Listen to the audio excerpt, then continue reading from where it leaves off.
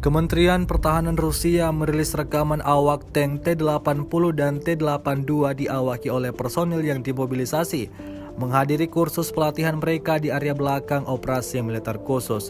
Rekamannya diunggah di akun Telegram @MOD-Rasia pada Senin 14 November 2022. Prajurit wajib militer dalam latihan mobilisasi parsial melakukan aksi bersama awak kendaraan tempur dan penggunaan persenjataan organik yang dipasang di tank dalam salah satu tahap pelatihan terakhir. Instruktur dari Distrik Militer Pusat melatih personel dengan mengingat pengalaman tempur modern. Personil yang dimobilisasi telah sepenuhnya menerima tunjangan terlepas dari lokasinya.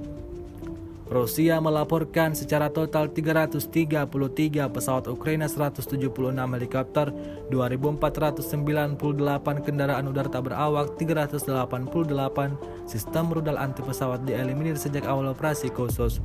Sementara itu dari kubu Kiev, Kementerian Pertahanan Ukraina melaporkan 650 tentara Rusia dieliminir dalam 24 jam terakhir.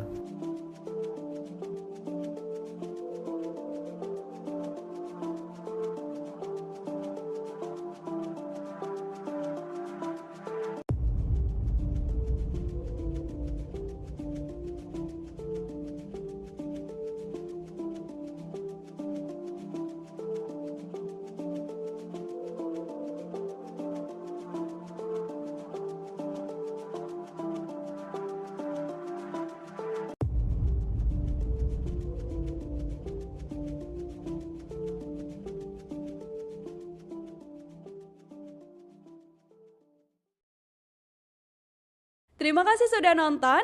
Jangan lupa like, subscribe, dan share ya.